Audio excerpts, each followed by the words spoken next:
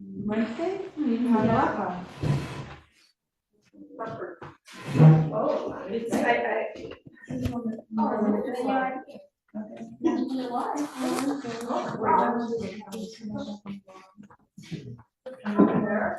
Oh, yeah. Tomorrow. Yeah. Yes. But yeah, I love it. I think the best one I played is. Oh, do I know that? It's Hanukkah today. Tomorrow. Is that today?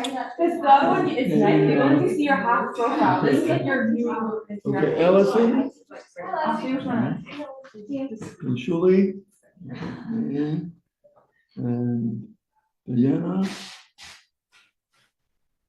Lee's here. He went to go Diana, get tea. Petra. Petra, yeah. And Lee. Went to go get tea. Hannah. And Medina.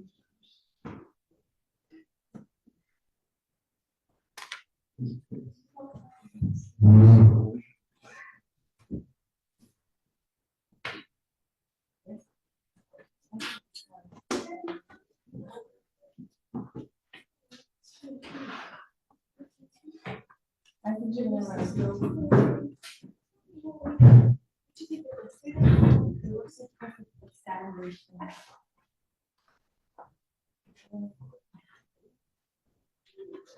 You can zoom out also.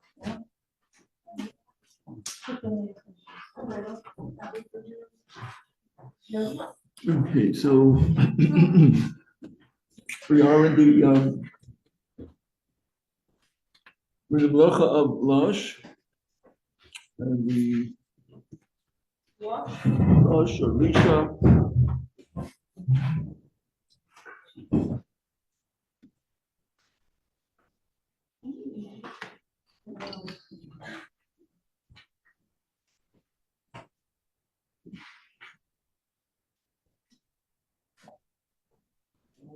Reading.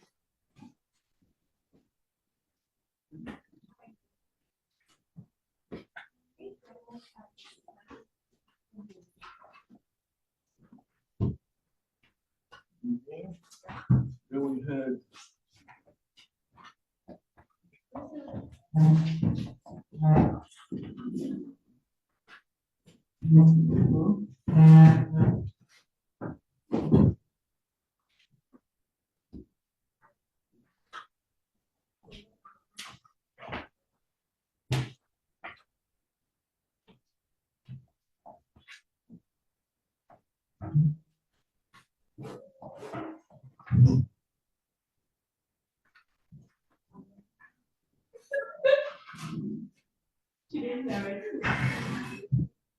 I love it.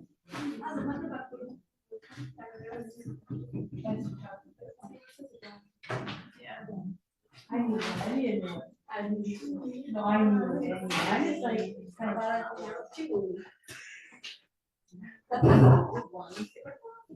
It's like I would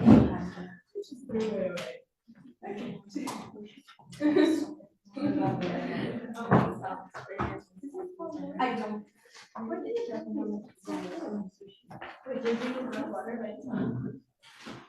Well, we had in the Mishkan, we had the making of the dike bars. And the other example would be that making a bread. So you would have the powder, flour, and the water. Or in the case of making the dye, it would be the herb powder that was ground, made into a powder, and then added with a liquid, make it into bars. So this is a Torah prohibition. Lila Ava is a Torah prohibition. Then we have Lila Raka, which is loose, which means you could pour it from one thing to another.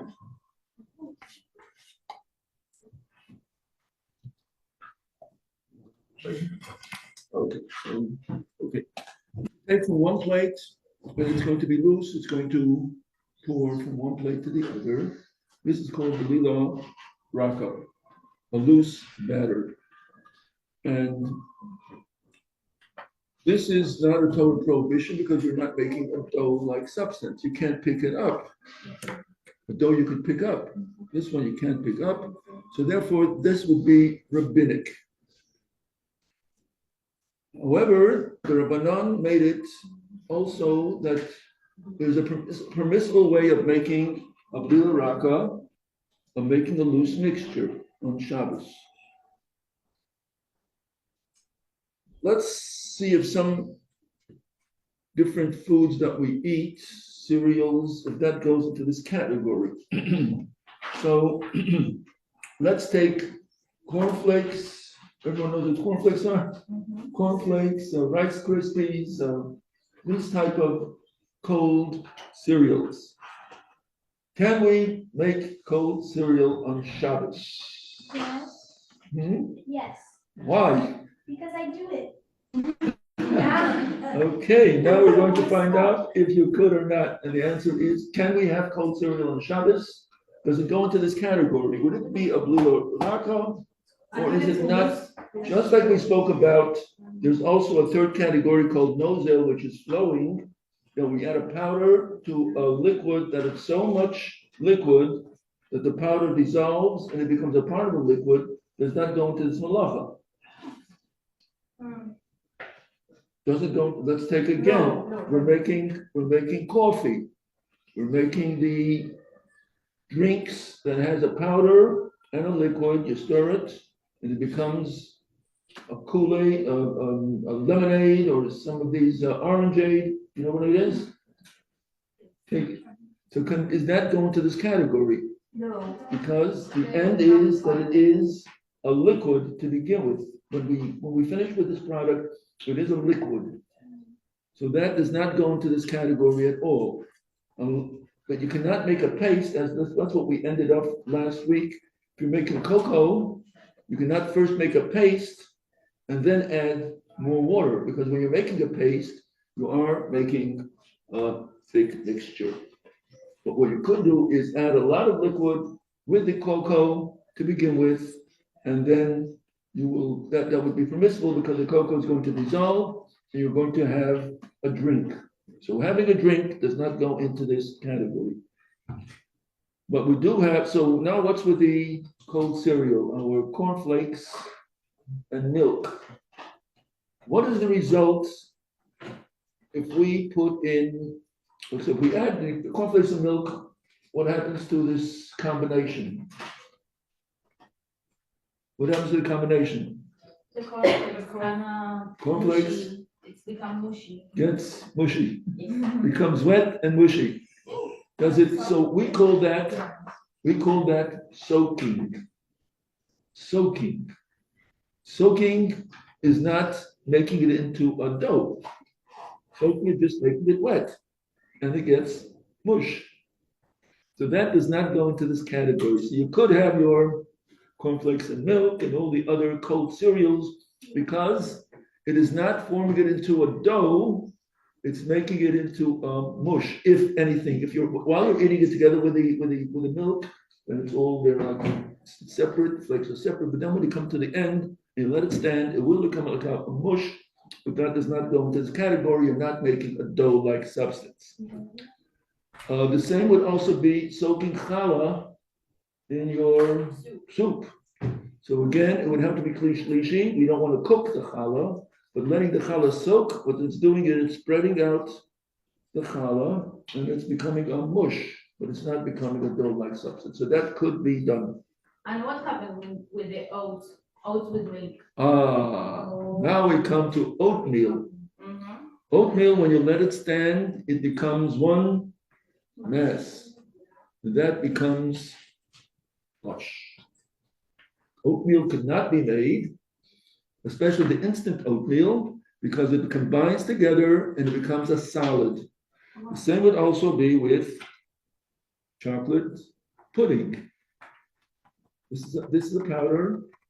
You add water or milk to it, and you let it stand, it becomes a solid. Besides that, even if you do that with klishlishi, so it's not cooking. We made the liquid cool enough that it's not going to the category of cooking, which is our next topic. But right now we're speaking about the act itself, that becomes the oatmeal becomes a mass. Even if you add in a lot of milk or water and you let it stand, it all combines together and becomes hardened. That is like the first category. And over here also will be when you add the liquid with the powder, you let it stand, it becomes pudding. Everyone knows what pudding is? Yeah. Okay. The same thing also, the same thing, you cannot make pudding on Shabbos.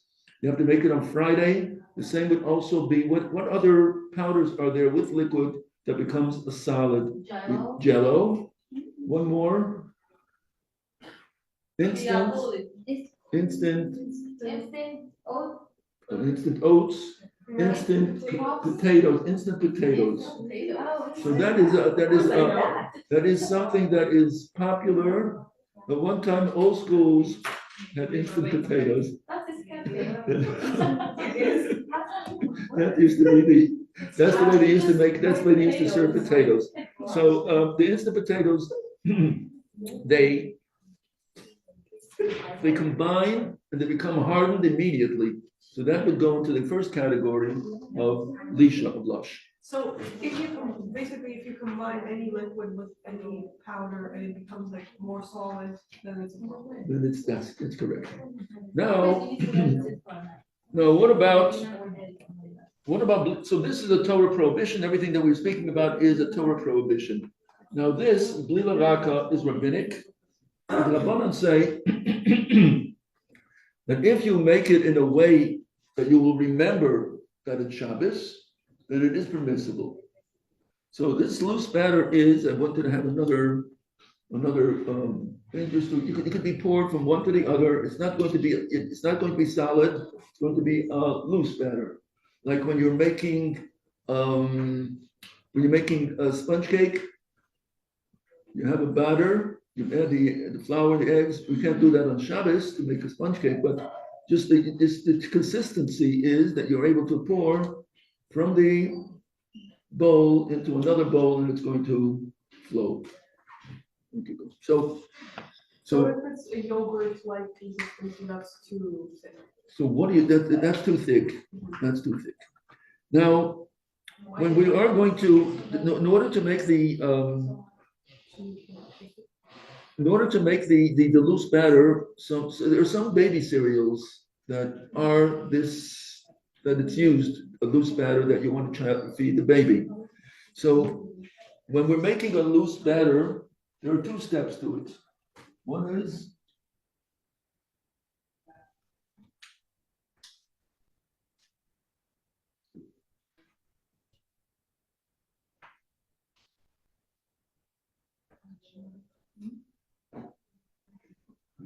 number one is combining the powder and the liquid. Number two would be after you combine the two, what is the next step? Then you have to mix. Okay. So Rabbanan said, when you're making a loose batter, you have to remember it's Shabbos, and therefore you're going to make two changes. The change of the order of how you combine, and also how you're going to mix. How do we usually combine when we're going to add the powder and the liquid? What comes first? Powder comes first. And then you add the liquid as much as you need, and then you stir it. So now, in order to make it different, what are we going to do first? We're going to add the liquid first, and then we're going to put in the powder. We're going to do it the opposite of how it's done in the week to remember that it's Shabbos. So if in the weekdays you first put in the powder and then you add the liquid on Shabbos, liquid first and then powder. If in the weekdays you first put the liquid and then the powder, then you do on Shabbos the opposite way. If you don't know what to do, you look at the directions. Whatever direction they give you, you do the opposite. So over here they tell you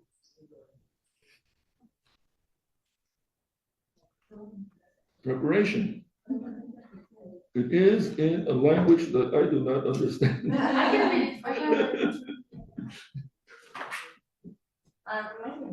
It's the same with It's the not cereal. but it's probably like Okay, so anyway, preparación and preparation. Okay, that's how to make it. okay, That's so like, whatever, the so whatever it says Yeah, this there, is French. okay, so whatever it says there, we do the opposite. Okay. Wait, it has it, and it doesn't have the English side? No, But anyways, you don't make it on oh, yes, Shabbos. okay. Now, here we are, 1.5 cups of cold milk in a bowl. Ah, First comes the liquid, and then add the contents. why? So you do the. That's how they tell you to do it. So in this case, we do it the opposite, but if you always add, the way you do it is whatever goes by you, not that, this is only if you don't know what to do. So you do the opposite, but if you have a certain way how to do it, then you do it the opposite of whatever it is. So now we have, Happen the same with the milk with cereals. Happen, it's the same with the cereals. no, when you're having the cold cereal with the milk, then you do it any way you want. That does not go into this category because it's a mush, not a dough. Okay. Is doing the opposite only for, is that for the thick mixture or for the? No, the thick mixture will not make a Okay, difference. thick mixtures. Mixture does not apply, we do not go into, this is, since this is rabbinic, Rabbanan give you a leniency. Okay. What if you don't make it any other way of the week, but you do make it on Shabbos, so it doesn't matter how you do it, right? Well, you have to do it, Opposite of one. what the purpose is to remember that it's Shabbos, and you're doing it in a Shabbos way. But you're not making it pudding on Shabbos. Right, no, but I'm speaking about, Just, baby cereal, Yeah. baby cereal. Brought some. Okay, so now the combining was done, the opposite of the way it's done on Shabbos. And now we have to mix it in an unusual way, not the way it's done normally. Normally, we mix it by. So now we're going to do it in an unusual way.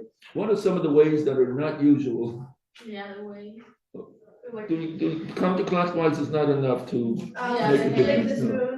spoon. So now we could do it this way.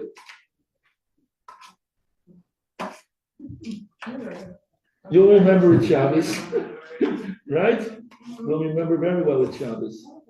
Another thing they could do, if you want to do it faster, you would pour it from one bowl to another and mix it that way. Since it is pourable, it will mix well because you're pouring it from one bowl to another. So that's another way of how you can mix it. Either you would mix it with strokes, or you mix it going one to another. Can you do it in your other hand? Can you mix on your other? The changing your hands would not be enough. You want to do something that's going to be very strong in your mind that you're doing it in the Shabbos way. So then you're going to know not to make it thick, and it should be pourable to do it in the Shabbos way. Okay.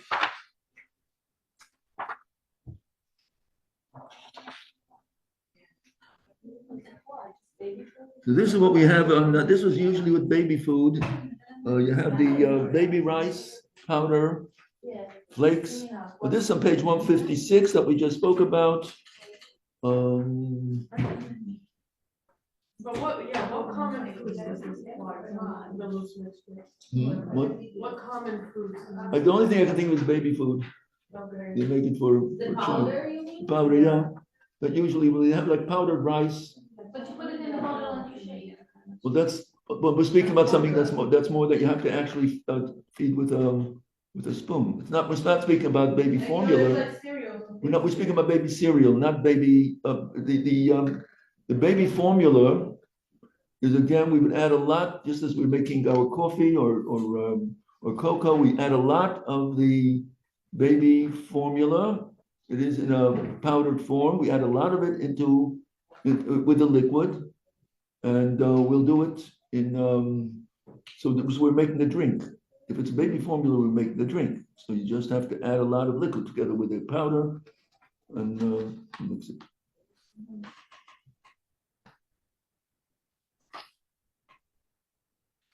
Okay, soaking.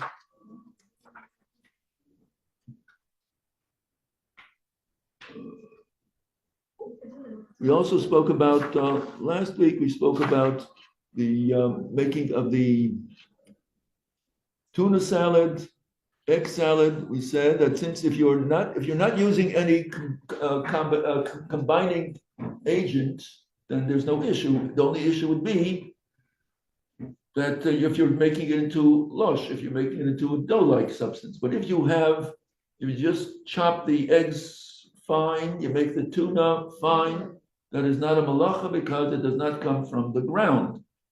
However, if you do want to put a binder to it, you want to put the mayonnaise or oil with it, so then it would make it into a blila ava, it makes it into a thick mixture.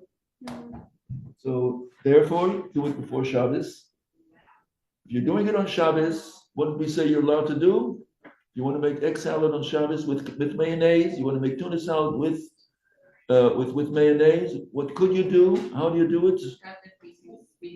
Bigger pieces. So then you could see that it is not dough, but it is bigger pieces. You could see the eggs. You could see the tuna pieces. So that would be permissible. Yes. Can I in Shabbat I can smash avocado with pork. But do with the if it has to be so mushy, so soft that you'd be able to spread it. That's how soft it has to be.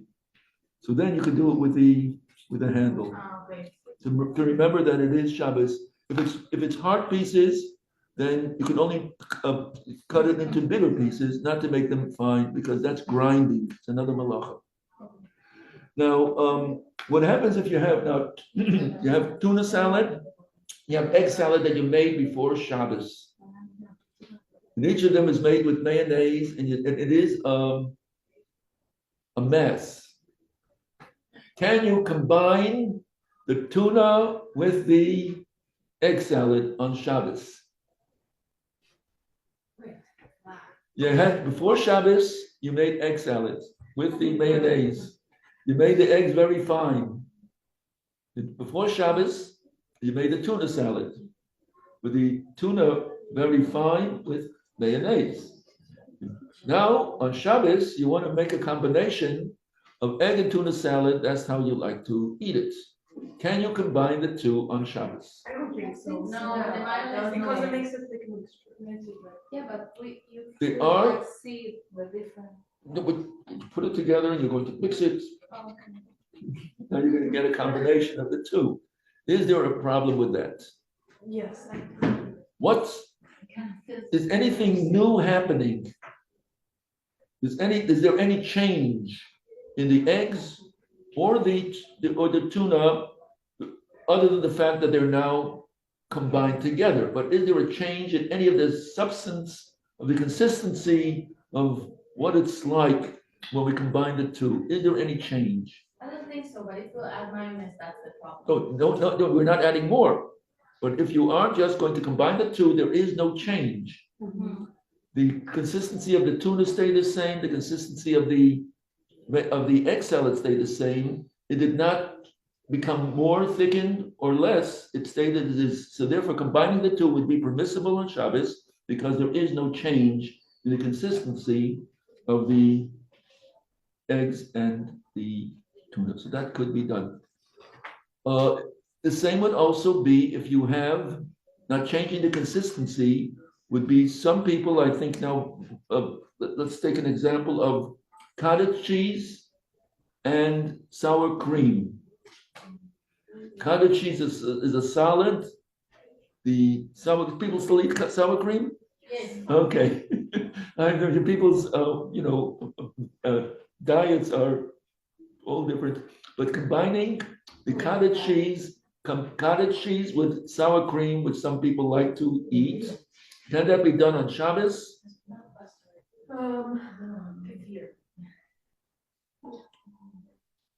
Is there a change in the consistency of the cottage cheese or the sour cream because you combine them together?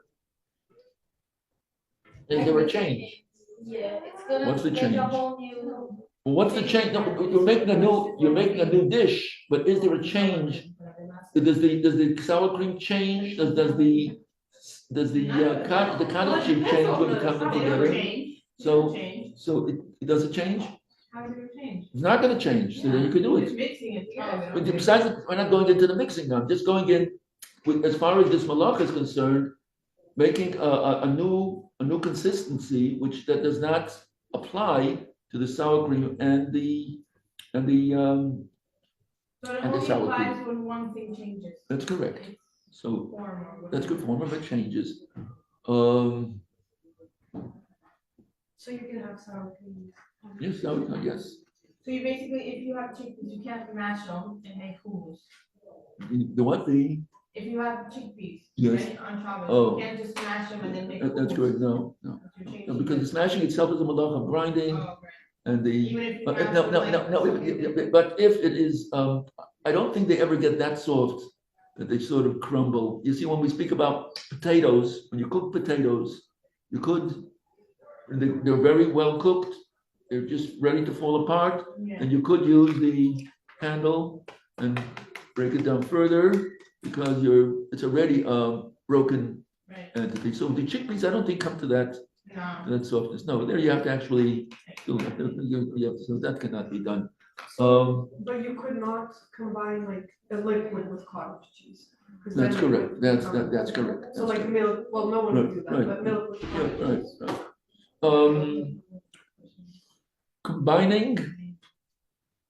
Combining ketchup And mayonnaise. and mayonnaise. Yes, we can. So what again? Why? So that's again a combination of two They're the same Products. consistency. Yes, and the same consistency, yes. which is not one is not going to. So we could combine Yeah. the ketchup with the mayonnaise, because it does not change again their consistency. It's just a mixture that puts together, but does not change their consistency.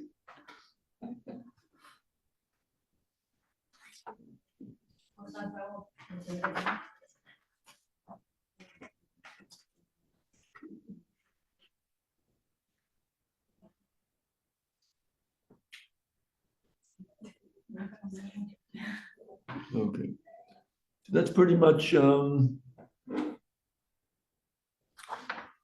this malacha.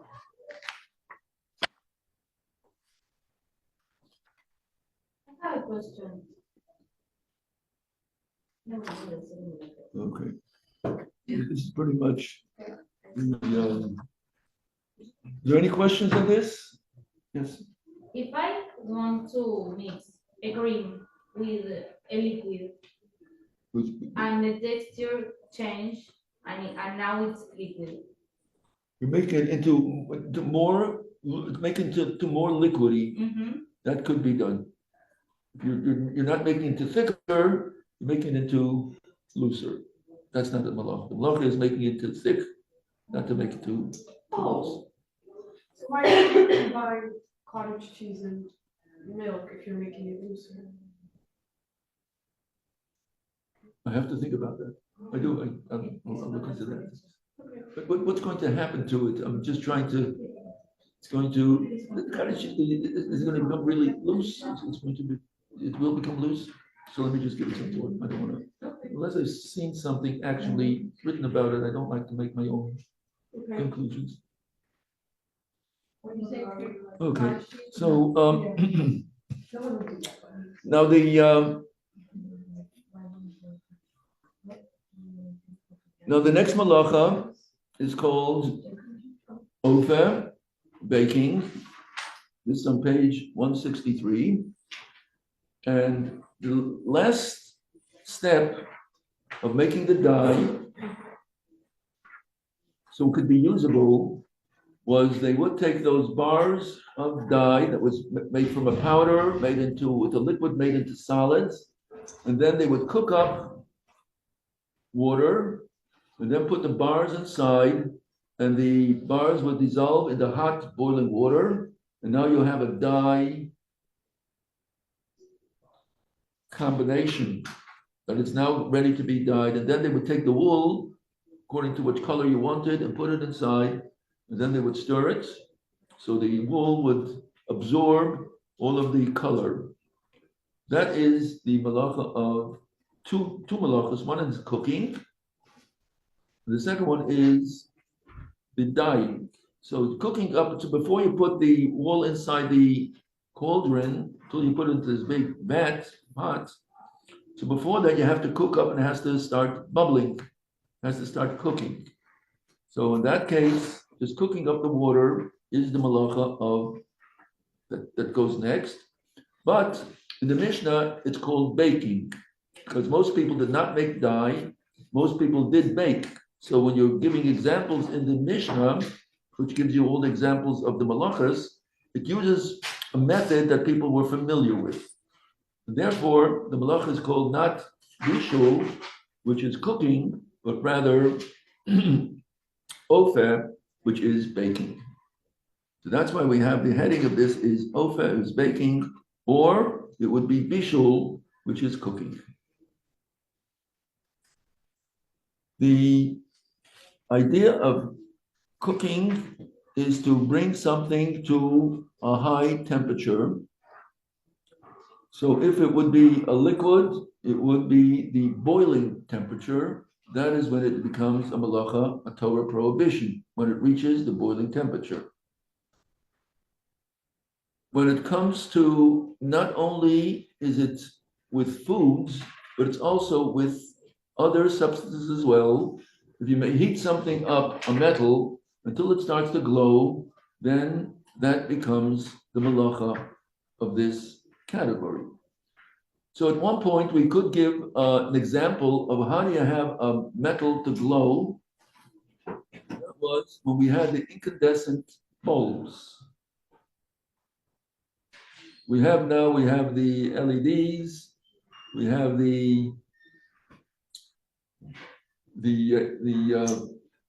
these lights, but there's nothing here that actually has that filament that glows.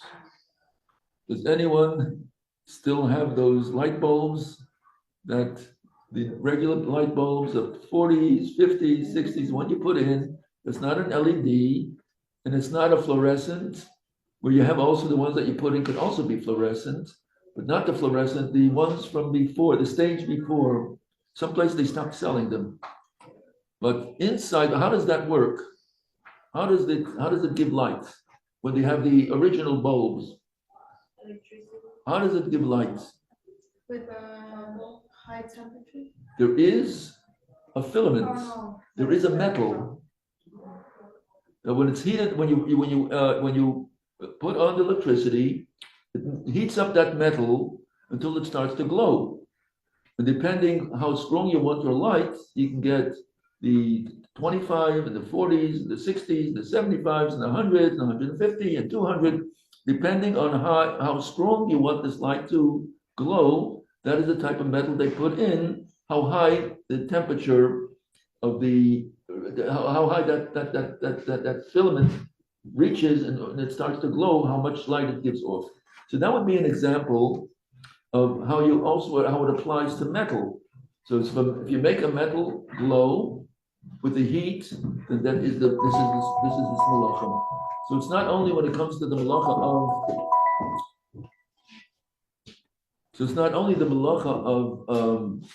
of foods, but it also applies to material as well. So heating something up until it glows, that would be the malacha as well. So this includes on page 163, so it's cooking in a liquid, making it boil. Then we have baking, and then we have something that's called frying, a small amount of oil. Then you have roasting on an open fire. So all of these are this category. Doing that on Shabbos is forbidden. Now on page 164, we have other examples. Melting down metal, roasting metal until it drives out the carbon or sulfur, melting wax or tar. So taking a candle, when you have the Shabbos candles, sometimes, so you have when they have the long candles, so sometimes when you put the candle into the candle holder, it does not hold. So what some people will do is they will melt the bottom of the candle, and then when the wax melts, You put it in and it will become now sturdy and hold on to the candle holder. So after someone has already lit the candles for Shabbos, which means that they have already accepted Shabbos, and the candle falls out, you could not melt the bottom and stick it to the candle holder, because that is the malacha of our malacha. Melting something, a substance, through the heat goes into this category. You can't even touch But that's correct, but I'm just giving now what is a malacha. I'm giving you an example, what is an actual malacha. It is, the actual malacha is taking the heat and making the wax melt. That is a malacha, a Torah prohibition. Doing that on Shabbos is a Torah. So I'm just giving you now this example. And you have some things become harder with fire. So if you are hardening something through the heat, through the fire, that's also a Torah prohibition. And that would be when you take ceramics, when you take earthenware bowls, you put it in the kiln, and the heat hardens it. Now it becomes you're able now to use it with heat, with hot food. So this itself would be malacha. So let me just finish off with a little story. Yes. There was at one point there was in a yeshiva, there was a cook who every morning served them a hard-boiled eggs. So they asked, "Well, can't we have some soft-boiled eggs once in a while?" It's hard-boiled. Says, "Okay, tomorrow you're going to have soft-boiled eggs." So next day, guess what? Hard-boiled eggs. So he says, "I don't understand. I got up an hour earlier and I started cooking them earlier, and this is what we got." Okay, so we do have cooking more that does not always soften. Sometimes it hardens. Have a wonderful day. Okay. Thank you.